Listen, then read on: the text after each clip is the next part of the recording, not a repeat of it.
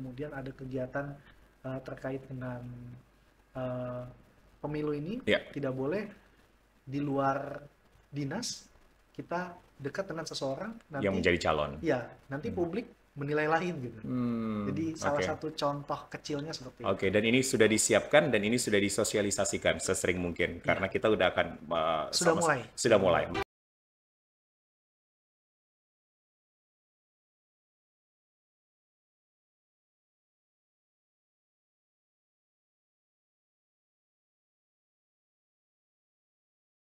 Wabarakatuh, salam sejahtera dan salam presisi. Sahabat Humas Polda Sulteng, saya Julius Efrain hadir kembali untuk podcast Presisi Polda Sulteng dan juga kami live di akun Facebook di podcast Presisi Polda Sulteng begitu.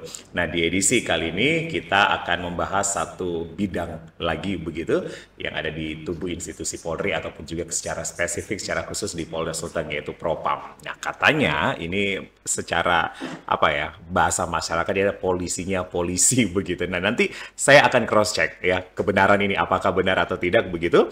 Nah, kali ini kita temanya adalah disiplin dalam bertugas, bertanggung jawab dalam pekerjaan, dan untuk menjawab semua hal yang terkait tentang Propam sudah hadir bersama saya adalah narasumber saya Kasubit Paminal Bid Propam Polda Sulteng. Beliau adalah AKBP Putu Hendra Binangkari SIK. Ya, salam presisi Polda. Salam presisi. Selamat sore. Selamat sore, sehat? Alhamdulillah sehat. Baik, ini enaknya saya manggilnya Pak Kasubit, Pak Putu, Eh, dua-dua boleh? Putu aja. Pak Putu. Baik, kita Pak Putu tadi punya kesamaan banyak ya sama saya begitu ya. Alma maternya sama, kemudian juga wilayahnya juga sama begitu ya. Walaupun memang agak sedikit jauh begitu, tapi kita disatukan oleh satu kawasan begitu. Baru kenalannya di sini begitu. Ya, kaget saya viewers ketika melihat poster, ini jauh umurnya di atas saya. Ternyata hanya beda sedikit saja begitu. Sangat mudah, sangat fresh sekali. Baik, Pak Kasubit, terima kasih sudah hadir ya. Dan kita akan ada 3 segmen. Segmen awal ini memang saya masih akan bertanya tentang karir Pak Putu, Pak Kasubit, kemudian nanti di segmen 2, segmen 3 kita akan lebih mengenal seperti apakah kemudian Propam itu begitu. Tadi di awal saya mengatakan adalah polisinya polisi, benar begitu Pak? Benar. Benar ya? Iya. Jadi begitu ya? Biar gampang diingat. Gampang ya. diingat, ya. Bahasa umumnya. Bahasa umumnya begitu ya. Kami masyarakat bilangnya memang seperti itu. Jadi benar begitu, Iya. Pak Putu ya. Baik, Pak Putu ini bagaimana kemudian karir di kepolisian? Dari tahun berapa bergabung di Polri dan di Polda tepatnya? Kalau di kepolisian sendiri, Iya. saya mulai tahun 2001 2001. itu ikut tes dari Polda Sulawesi Tengah. Oke. Dulu masih Polwil. Polwil dulu ya. Iya. Kemudian setelah itu diberikan kesempatan untuk berdinas di wilayah Polda Maluku, tepatnya di Pulau Banda Neira, tempat wisata. Berarti dari 2001 itu tamat SMA? Iya, Tamat SMA, kemudian lulus, lulus. tugasnya di Polda Sulteng dulu? Atau langsung ke Maluku? Lulusnya di tahun 2005. Jadi 2005. ikut jenjang pendidikan 3 tahun setengah dulu. Oke. Setelah itu ditempatkan Di Maluku? Polda Maluku. Di Polda Maluku, oke. Nah, kemudian dari Maluku pindah-pindah kemana lagi? Dari Maluku, kemudian saya mengenyam pendidikan kurang lebih 2 tahun. 2 tahun di Jakarta. Setelah itu saya diberikan kesempatan untuk balik ke Sulteng di tahun 2012. 2012, oke. Ketika berkarir di kepolisian, itu berarti dari apa dulu tuh namanya? Dari pangkatnya ya? Iya, pangkatnya. Pangkatnya Ibda. Ibda. Ibda, kemudian itu masih di Maluku. Di Maluku. Ya itu juga di Jakarta. 2 tahun, kemudian setelah itu masuk ke Polda Sulteng sudah berpangkat Ajun Komisaris Polisi. AKBP. AKP. AKP? Ya. Oke, sekarang adalah AKBP begitu? AKBP. Oke, nah itu secara pangkat. Kalau secara amanah jabatannya, sudah apa saja? Selain kita nanti akan bahas Kasubit Paminal begitu. Oh, iya. Sebelumnya udah pernah menjabat apa, Pak Putu? Kapolsek ya. Kapolsek di? Di Maluku. Di Maluku, Ya. pada saat itu Kapolsek di Maluku. 2 tempat. Oke, di Banda itu ya? Di Banda. Kemudian? Kemudian dipercayakan untuk menjabat sebagai Kasat Narkoba di Polres Palu. Oke. Setelah itu Kasat Reskrim Polres Palu. Kemudian pindah ruangan lagi jadi Kasat Intel Polres Palu. Dan terakhir di Polres Palu menjabat sebagai Kabak Ops. Kabak Ops. Jadi Kapolsek pernah, kemudian Kasat Narkoba pernah, Kasat Intel pernah, Reskrim pernah, dan kemudian adalah Kabak Ops juga pernah, dan sekarang adalah Kasubit Paminal. Wakaposo. Wakaposo juga pernah, Wakapolres berarti? Wakapolres Poso, kemudian sekarang Kasubit Paminal. Artinya ini memang secara tahapan jabatan ini memang naik-naik terus ya Pak Putu ya? Kalau kita bicara di Polri-nya sendiri begitu. Iya, kalau dari golongan berjalan lancar. Normal. Berarti bisa saya katakan karir Bapak ya, karir Pak Putu begitu, itu bisa dikatakan begitu lancar ya?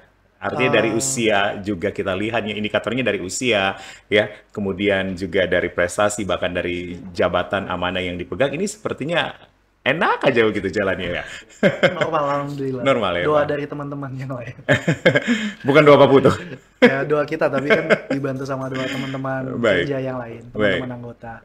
Pak Putu melihat seharusnya bagaimana seorang anggota begitu membangun karir yang baik seperti Pak Putu buktikan saat ini?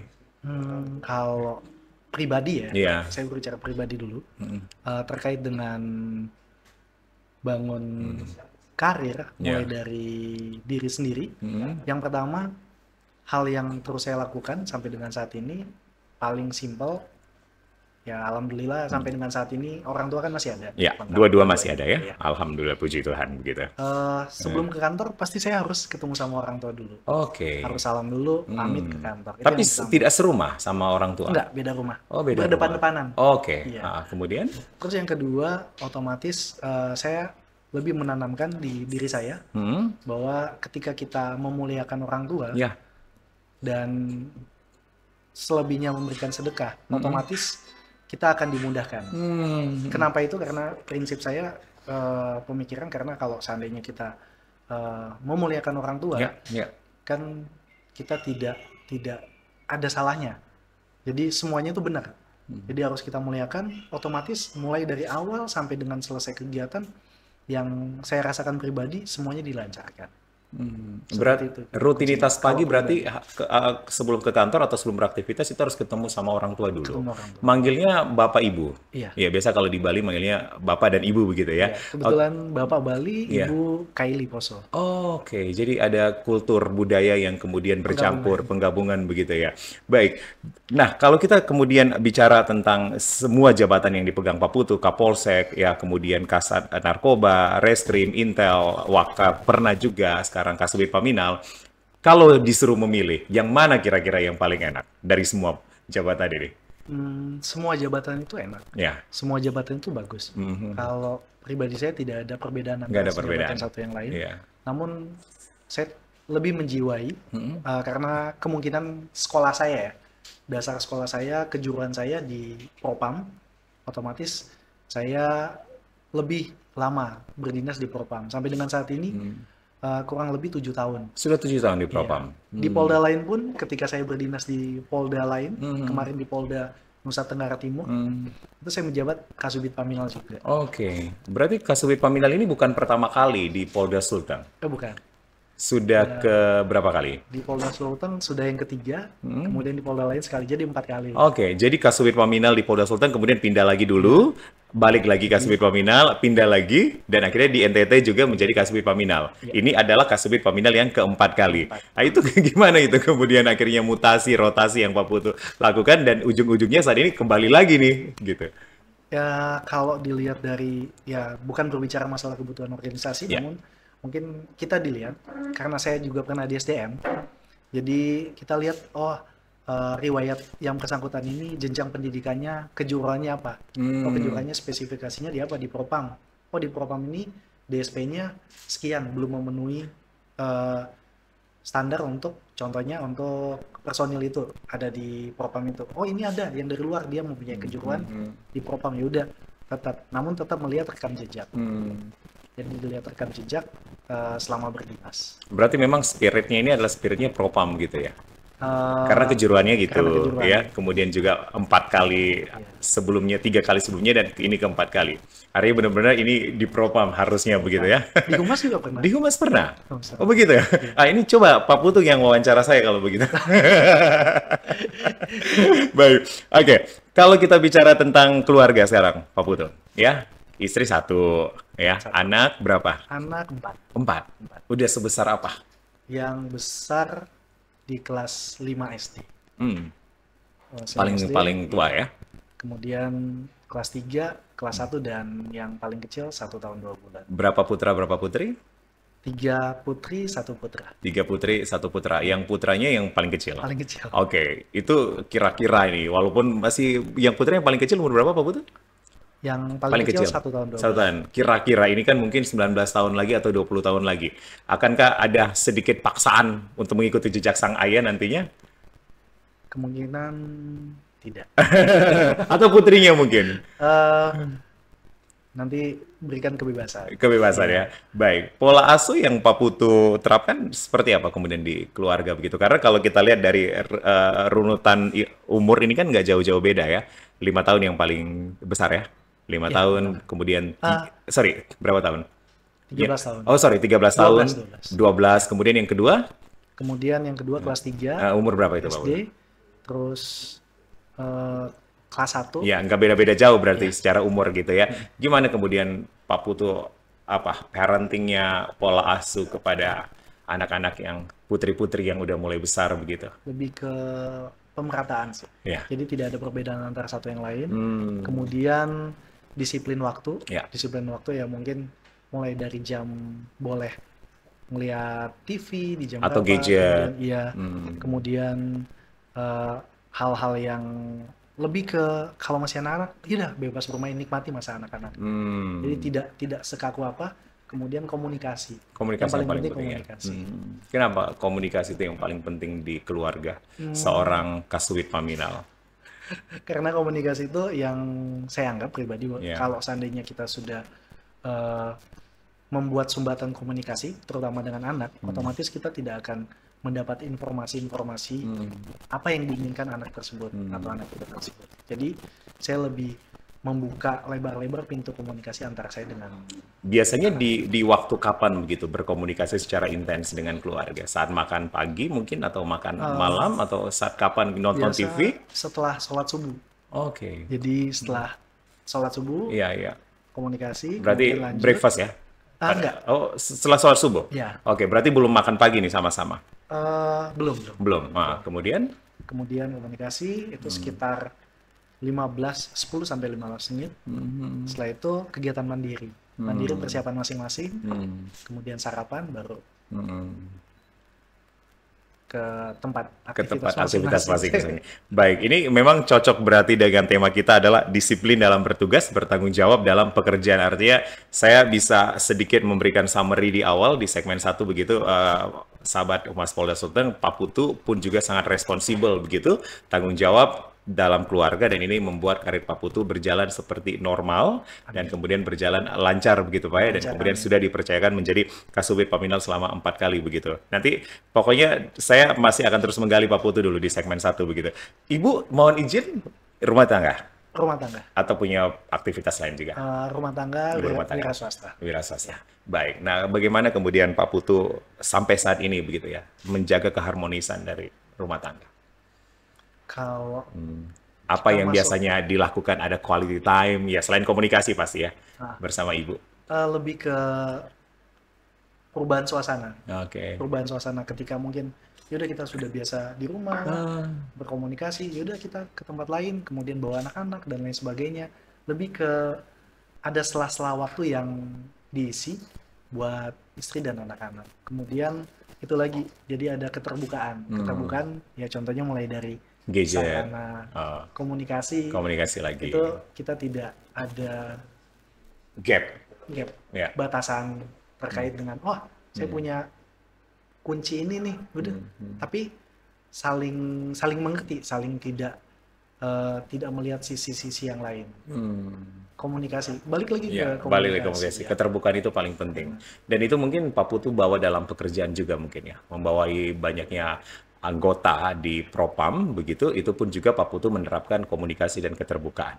Iya, kalau dari suasana kantor sih dengan personil, alhamdulillah dari tahap awal sampai dengan sekarang, saya ketemu dengan orang-orang baik semua nih. Lebih banyak, hampir sebagian besar, ya teman-teman kerja saya, ya orang-orang baik, orang-orang yang memang disiplin dalam bekerja. Baik. Nah, tadi kembali lagi ke keluarga dulu. Berarti mungkin kalau bahasanya sekarang adalah healing ya. Suka healing begitu, suka refreshing sama-sama. Tempat paling favorit tuh kalau sama-sama keluarga di mana? Di pantai. Di pantai. Kenapa memilih pantai? Pantai, ya kita bisa bukan bereksplor, tapi kita Iya. bisa lebih mengenalkan kepada anak-anak. Iya. Kita bisa ngelihat, oh ini laut, ini ikan. Buaya lewat nggak?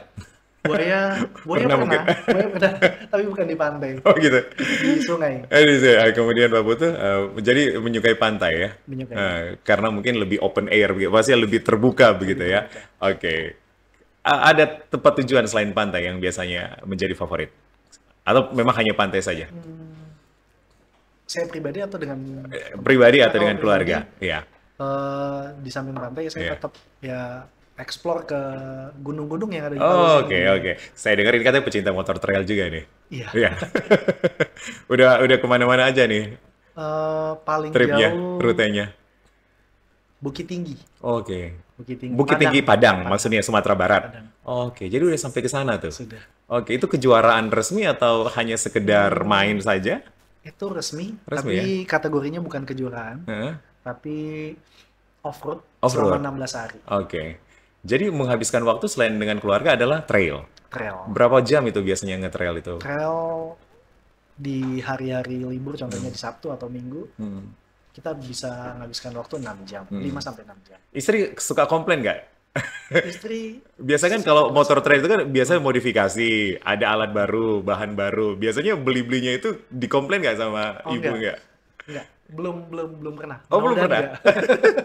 Cuma biasa bilang hati-hati. Eh, ada temannya di sini gitu ya? Ada. Oh. Kalau yang di aspal ada. Baik, Pak Putu, sehari bisa berapa lama durasi kerja? Dari pagi jam berapa? Mulai dari sholat subuh ya pasti ya?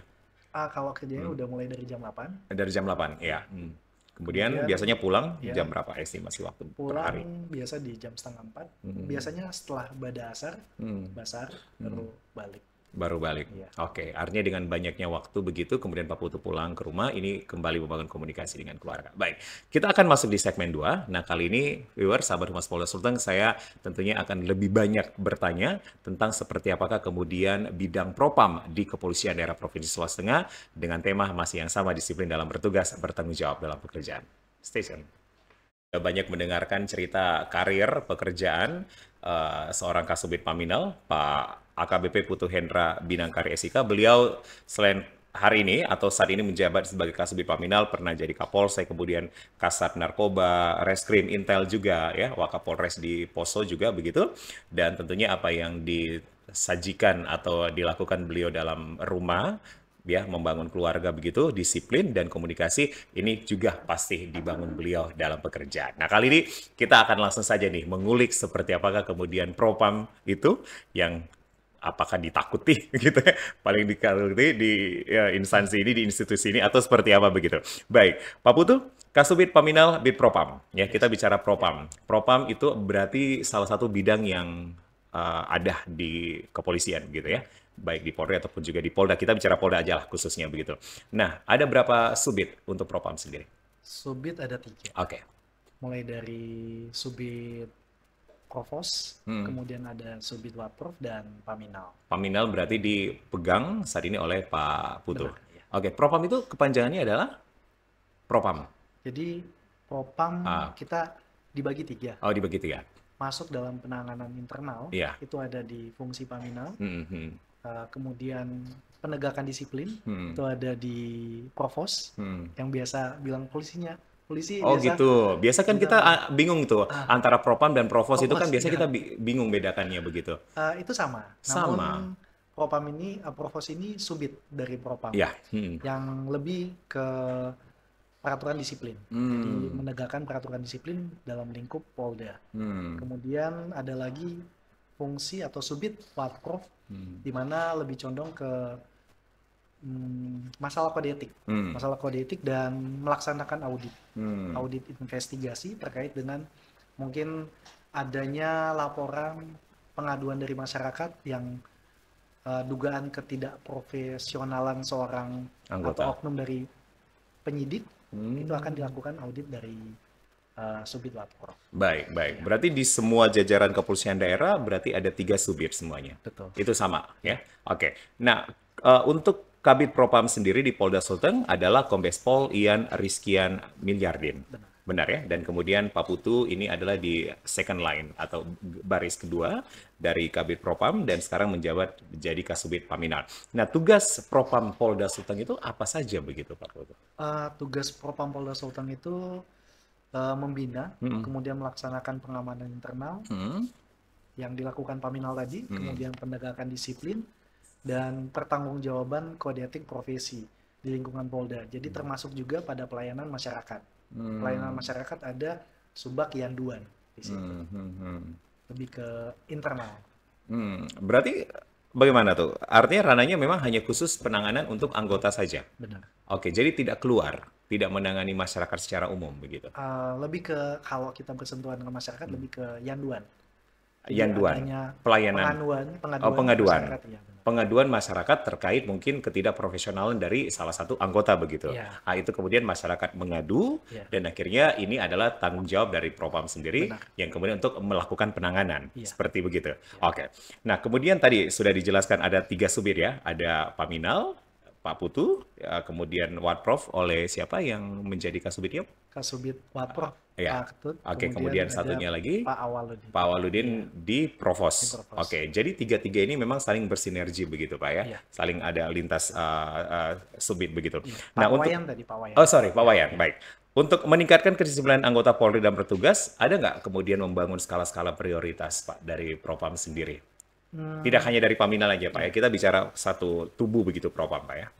Kalau dari Propam sendiri ya otomatis yang terlihat dari kegiatan hari-hari kita ya pelaksanaan apel pagi, pengecekan kehadiran personil.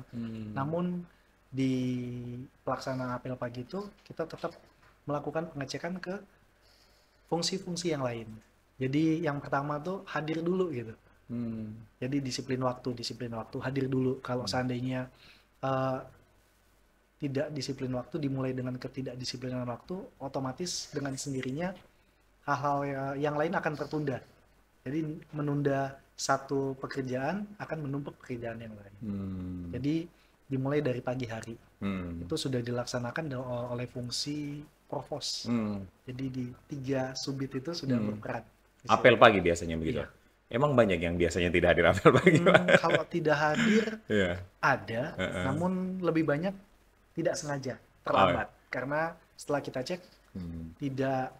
Jadi bukan orang-orang itu saja. Oh, oke, ganti-ganti. Ganti-ganti. Itu terlambat ya? Terlambat. Jadi kira-kira biasanya kalau tidak disiplin atau indisipliner itu biasanya gimana kemudian penanganannya?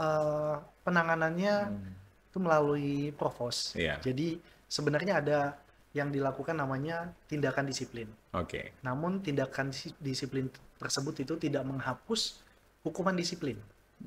Jadi bisa dilakukan pada saat itu juga di lapangan, dilakukan pembinaan fisik contohnya. Lari fisik, iya benar. Berapa kali putaran tuh Pak biasanya? Tergantung yang memberikan hukuman. Iya. Jadi tindakan yang mendidik. Jadi untuk kesehatannya juga. Baik. Kenapa kemudian disiplin ini menjadi pengantar yang penting ketika mulai aktivitas di Polda? Sebelumnya kan kita tahu disiplin itu nggak enak pasti. Sesuatu yang dilaksanakan dengan disiplin pasti nggak enak, bertentangan nih. Betul. Tapi ketika itu dilaksanakan dengan rutin, bukan karena terpaksa lagi, otomatis udah terbiasa. Jadi hal-hal yang harus dilakukan, disiplin dari pribadi masing-masing, itu sudah memang benar tidak ada tawar-menawar lagi. Oke. Dan seorang anggota Polda atau anggota Polri itu harus benar-benar disiplin. Tidak boleh ada tawar-menawar lagi. Ya, baik dari waktu kerja dan juga dalam hal-hal lainnya begitu. Dan ini sudah Pak Kasubit pun juga sudah membuktikan, kesembilan Pak Kasubit sampai hari ini pun juga membuktikan bisa menjabat menjabat maksud saya ya sebagai Kasubit Paminal ya. Artinya ini modalnya adalah disiplin. Amanah. Yang pertama, amanah. Oke. Kemudian bertanggung jawab dalam bekerja. Nah, apa yang menjadi bentuk pengawasan dari Propam Polda Sultan? Selain ya tadi hal disiplin dan segala macam. Bertanggung jawab dalam bekerja, kita ada pengawasan. Pengawasan dalam hal ini mulai dari rekan-rekan fungsi yang lain, dari Reskrim, kemudian dari jajaran Polres. Itu ada namanya penyidikan. Nah, dalam proses penyidikan itu walaupun tidak ada yang namanya dumasan, dumas ini pengaduan masyarakat, kita selalu memonitor. Dumasan istilahnya ya. Kalau yang tadi apa? Yanduan. Oke. Ada dumasan, ada yanduan. Ini beda begitu, Pak? Dia satu jalur. Satu jalur sebenarnya, cuma beda nama aja. Ada pengaduan masyarakat melalui yanduan. Oh ya, baik. Dilanjutkan, Pak Putu. Kemudian itu rutin.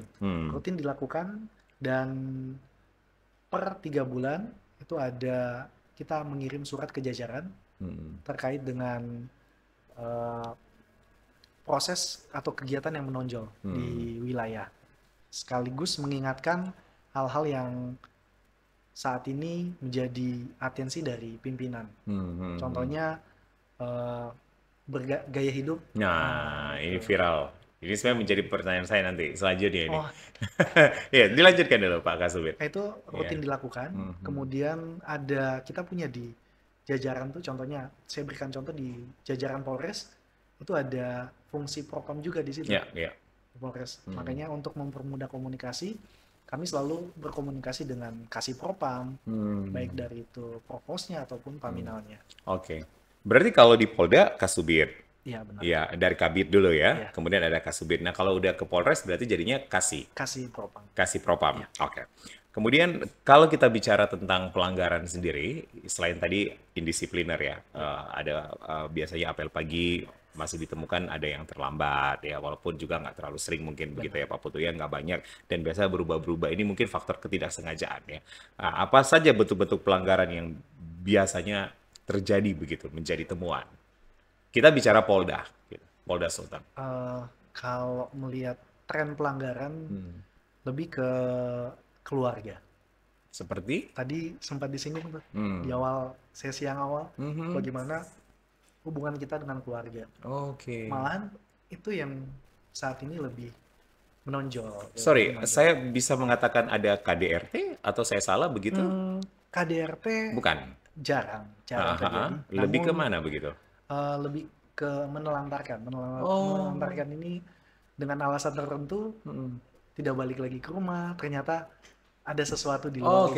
Ya itu biasanya viral tuh Pak Kasubit Paminal ya. Pak Kasubit ini izin saya bicara mata masyarakat begitu ya. Biasa kita kan sering nonton tuh di berbagai platform media ataupun juga di tayangan-tayangan berita, biasa digerebek ya, tidak dengan istrinya atau begitu. Itu berarti jadi pengawasan juga dari penanganan juga dari Propam sendiri. Iya, atensi khusus dari pimpinan. Pimpinan kita mengatensi yang pertama, selamatkan keluargamu. Keluarga kalian diselamatkan dengan apa? Pengawasan yang melekat terhadap personil. Ingatkan, dan ingatkan. Jangan sampai menelantarkan keluarga. Karena ya kita dinas, toh ujung-ujungnya pasti bakal balik ke keluarga juga. Saya setuju dengan satu kata yang mengatakan harusnya adalah home sweet home begitu ya. Pak Putu ya, artinya rumah bagaimanapun adalah tempat kita kemudian akan kembali begitu.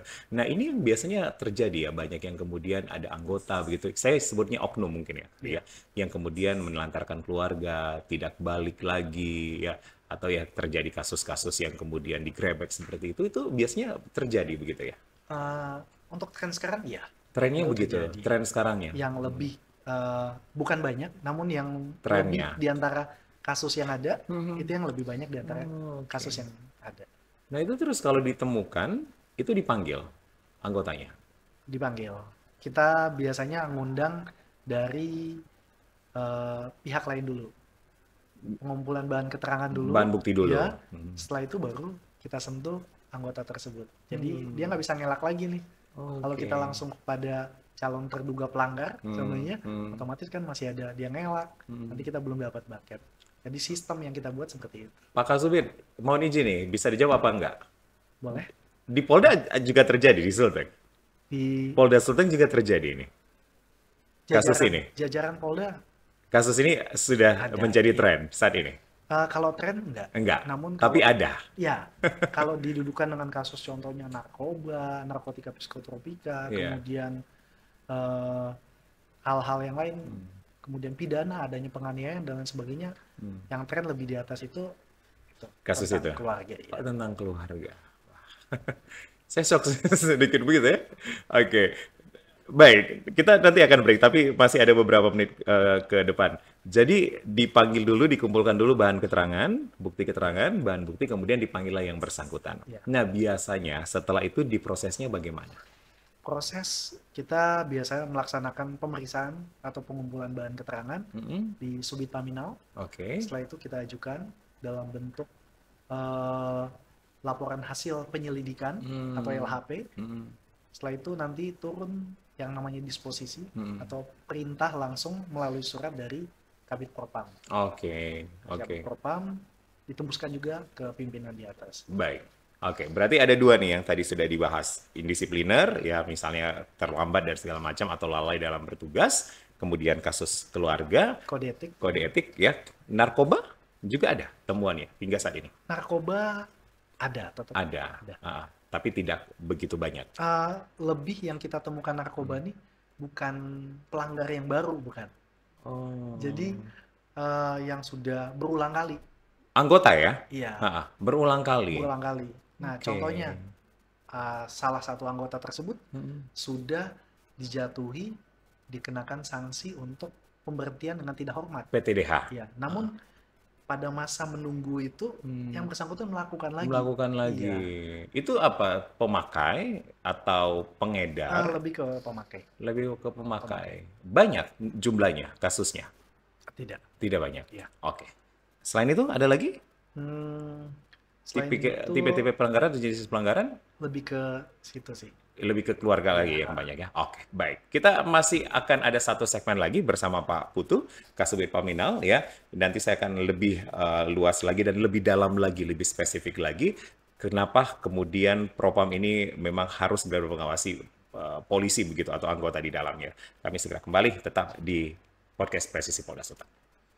Oke, masih bersama Kasubit Paminal, Pak AKBP Putu Hendra Binangkari, SIK. Jadi tadi sudah dijabarkan, sudah diinformasikan tentang tren, bisa saya ngomongnya atau bicaranya tren begitu ya Pak ya? Oke, jadi ada beberapa atau contoh-contoh kasus yang saat ini pun juga biasa menjadi temuan begitu. Nah, kita tahu bersama Pak Putu, saat ini pun juga maraknya sosial media, ya, yang ternyata sebenarnya tidak hanya menjerat anggotanya saja begitu, tetapi biasanya dilakukan oleh istri ataupun juga anaknya. Di beberapa kasus di daerah itu menjadi pemberitaan begitu. Kemudian ini bisa menjadi pengawasan juga dari Propam. Bisa. Bisa menjadi pengawasan dan sudah dilakukan pengawasan. Pengawasan dalam tahap, contohnya kita pencegahan. Pencegahan dalam tiap minggunya adanya evaluasi. Jadi yang dilakukan kalau kami dari Bapak Kabid Propam mengevaluasi masing-masing subit mengecek. Jadi ada wilayah, ada zona yang diberikan. Contohnya di Subit Paminal mempunyai zona beberapa Polres untuk mengawasi terkait medsos tersebut. Jadi jangan sampai ada, diingatkan terus. Jadi ketika terjadi, tanggung jawab dari Subit itu. Kenapa? Oh, sudah diingatkan berkali-kali atau ingatnya cuma sekali aja seperti itu. Jadi dilakukan tahap pencegahan dengan mengingatkan, baik itu tadi melalui surat dalam bentuk TR ke jajaran, kemudian komunikasi langsung juga dilaksanakan. Nah, berarti seorang anggota polisi itu harusnya ada batasan dalam penggunaan sosmed? Kalau batasan lebih ke gaya hidup. Gaya hidup, dan kalau penggunaan sosmed, batasnya itu sebenarnya dirangkum dengan tidak menurunkan citra dan nama baik Polri. Baik. Ke situ. Baik. Pak Kasubit izin, kita minum dulu Pak Kasubit. Boleh. Ini agak break dulu kita ya.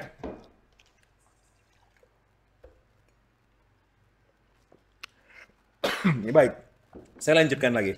Jadi ada batasan dalam penggunaan sosmed. Nah, kita tahu bersama ini kan kemarin juga sempat viral tuh anggota yang kemudian suka main salah satu platform media, kita sebut aja TikTok begitu. Nah itu kan sempat ada larangan ya. Itu gimana kemudian? Kalau larangan kita lihat dulu. Konten-kontennya. Yang bersangkutan main TikTok itu dengan menampilkan fashionnya, dengan barang-barang yang dimiliki, itu kan ada diatur. Ya. Itu ada perkatnya, ada perkadiknya mengatur tentang permasalahan itu. Kemudian kalau seandainya dampak yang ditimbulkan, walaupun tidak ada itu, tapi dampak yang ditimbulkan mengakibatkan pandangan luas dari masyarakat bahwa itu menurunkan citra Polri. Itu nggak boleh. Lebih ke situ. Jadi bagaimana harusnya konten dalam sosmed itu tidak berdampak kepada habit atau negatifnya martabat atau citra Polri? Ya, kalau konten-konten positif ya mulai dari mungkin kegiatan yang bisa dinilai tidak menggembar-gemborkan, contohnya kekayaan. Walaupun kekayaan tersebut dimiliki dari hasil jerih payah sendiri ya. Karena dengan adanya viral, contohnya berita viral itu kita harus menggali lagi.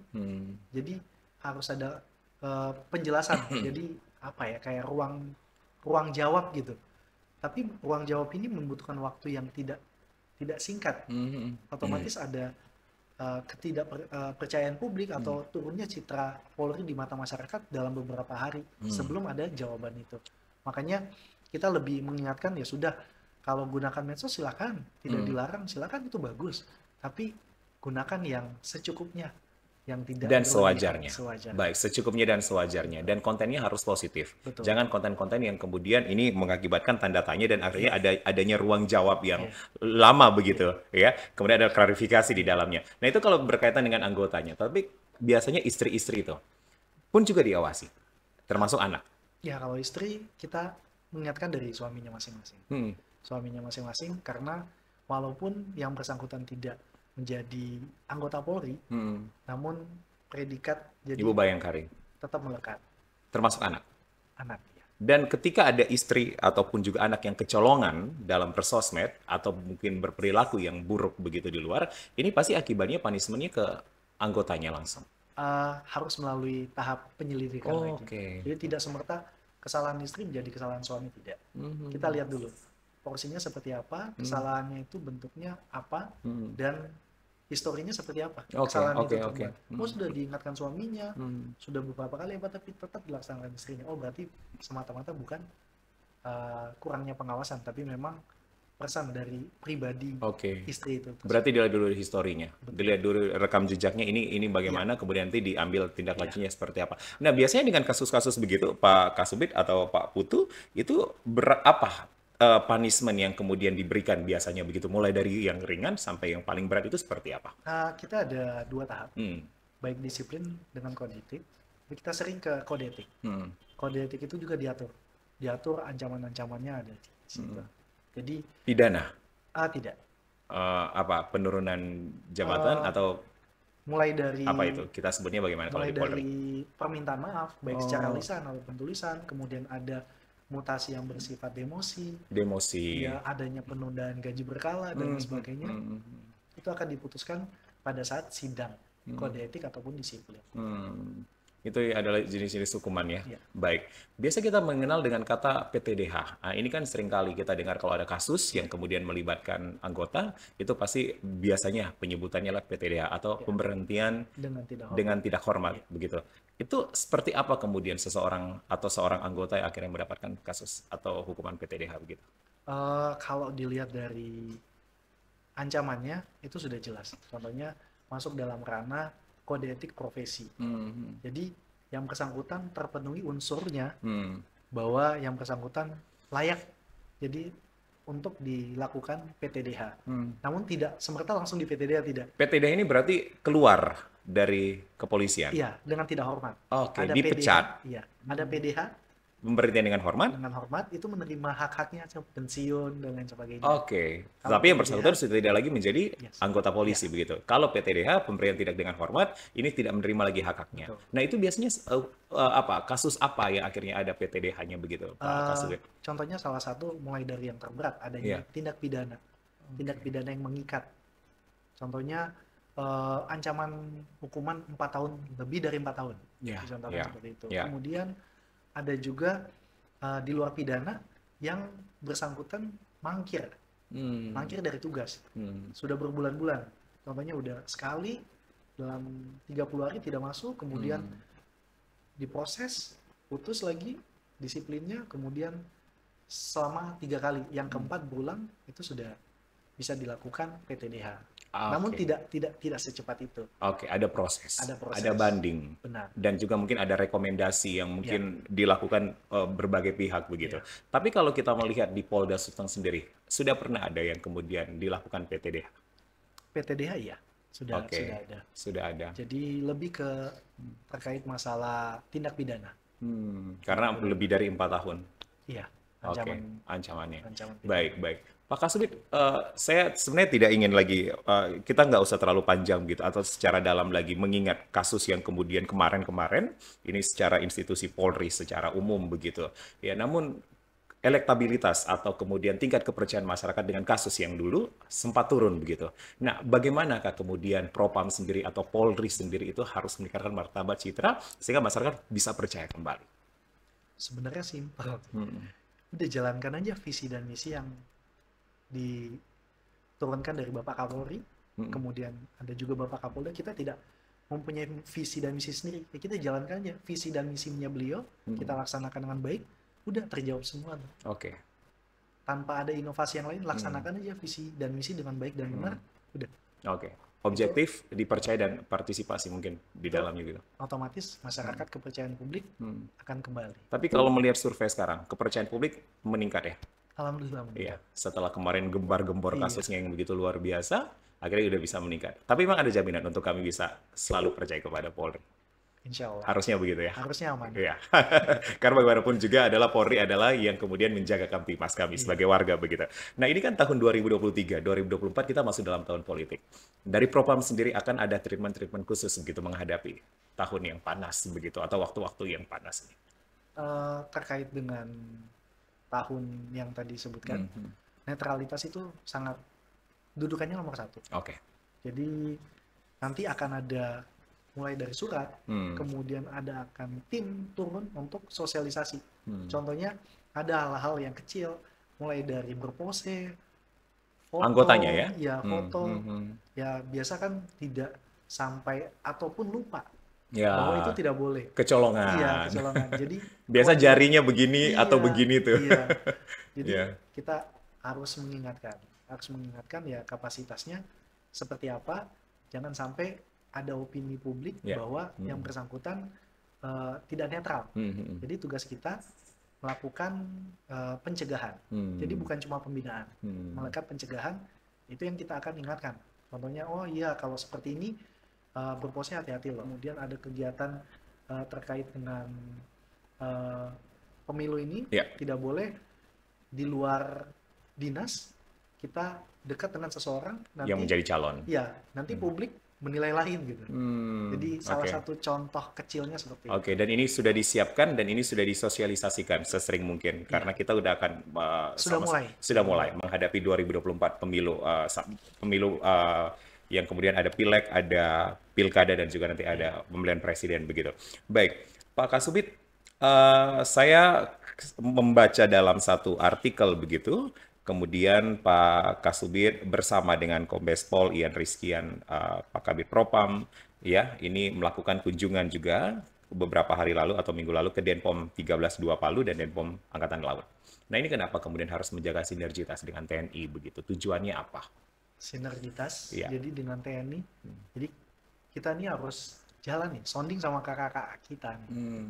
Jadi khususnya anggota-anggota ya. Jadi rekan dari TNI itu bukan porsi luar atau bagian luar dari Polri.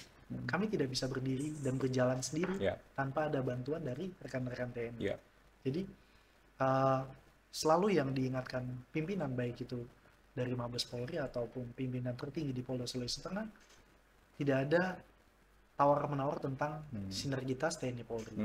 Jadi salah satu kunci dari terlaksana kegiatan kepolisian ya kalian harus sinergis dengan TNI gitu. Biasanya kan ada gesekan-gesekan ya kalau beberapa kali kita lihat begitu ya. Gesekan artinya oknumnya begitu mungkin. Oknum mungkin iya, tapi sebenarnya sumbatan komunikasi aja. Oke. Jadi sekali lagi bahwa komunikasi itu penting. Ya, mungkin ada hambatan, ada sumbatan komunikasi, tetapi bagaimana lagi kita bisa menjaga sinergitas itu antara TNI dan Polri. Sampai dengan sekarang tidak ada ditemukan masalah ego sektoral, enggak. Jadi ada sumbatan komunikasi. Baik. Oke, Pak Kasubit, yang terakhir menutup podcast kita di siang hari ini begitu. Artinya Propam ini benar-benar harus menjaga istilahnya ya, menjaga capable-nya, kapabilitasnya, menjaga kemampuannya begitu ya, dan menjaga juga tanggung jawabnya begitu ya untuk kemudian pengurusan dalam hal internal kepolisian. Nah, bagaimana sekali lagi ini bisa menjamin bahwa semua fungsi dan tugas kepolisian ini bisa berjalan seiring dan kemudian masyarakat bisa selalu percaya begitu kepada institusi ini? Boleh benang merahnya? Iya. Artinya bagaimana kemudian ini bisa sama-sama bersinergi ya. Kemudian bagaimana di bidang Propam pun juga bisa sama-sama mengamankan dan mengawasi anggota dengan lebih baik lagi, sosialisasi, memberikan edukasi, sehingga kemudian ini bisa saling kuat, powernya dapat begitu. Saya ambil benang ya. Jadi bukan benang merah nih. Kita coba tarik sedikit aja. Jadi terkait dengan fungsi pengawasan itu sudah menjadi pengawasan, pembinaan dan pencegahan itu sudah menjadi tugas yang harus dilaksanakan oleh fungsi Propam. Otomatis jajaran Propam baik dari tingkat Polda ataupun Polres sudah harus melaksanakan itu sampai dengan Polsek. Jadi tingkat pengawasan mengingatkan mulai tadi dari disiplin dengan pelanggaran-pelanggaran yang ada, contohnya harus segera dituntaskan. Paling kecil contohnya kalau seandainya yang bersangkutan melakukan pelanggaran harus segera mungkin diberikan sanksi. Kepastian hukum. Jadi jangan digantung. Ya kalau yang bersangkutan bersalah, sidangkan, putuskan. Kalau yang bersangkutan tidak bersalah, sidangkan, putuskan juga, tidak bersalah. Dan semua itu dilakukan dengan profesional. Baik, kami yang terakhir, masyarakat biasanya bisa mengadu lewat apa begitu? Ketika kami pun juga biasa menemukan hal-hal yang kemudian harus kami lakukan aduan. Ada aplikasi atau apa begitu? Aduan ada. Di aplikasi Yanduan Presisi. Yanduan Presisi. Lewat WhatsApp ya? WhatsApp. Itu bisa diadukan. Bisa disampaikan mungkin? Disampaikan mungkin bahasanya ya, bisa disampaikan begitu. Jadi aplikasinya ada. Yanduan Presisi itu bisa di-download, bisa. Kemudian nomornya juga ada di 0812. 0812 10nya 2 kali. Iya, benar. Kemudian 6700. Baik. Atau di 0811 454 1818. Baik, terima kasih ya. Artinya kita sama-sama begitu bekerja ya dan bersinergi semuanya, baik dari Polri-nya, TNI-nya dan juga masyarakat, sehingga kemudian kita bisa mewujudkan Kamtibmas yang baik. Terima kasih Pak Kasubit Paminal, AKBP Putu Hendra Binangkari SIK sudah hadir bersama kami di podcast. Sehat selalu Pak. Sehat selalu. Ya. Terakhir kita salam presisi ya. Salam presisi. Baik, viewer sahabat Humas Polda Sulteng, ini menjadi bagian akhir perbincangan menarik saya bersama Kasubit Paminal Bid Propam Polda Sulteng ya, sedikit mengulas tentang Bid Propam itu seperti apa, dan sekali lagi mari sama-sama kita saling percaya, saling kerjasama mewujudkan profesional sehingga kemudian Kamtibmas di negara kita, khususnya di daerah kita ini bisa terjaga dengan baik. Saya Julius Efrain pamit. Wassalamualaikum warahmatullahi wabarakatuh. Salam sejahtera dan salam presisi.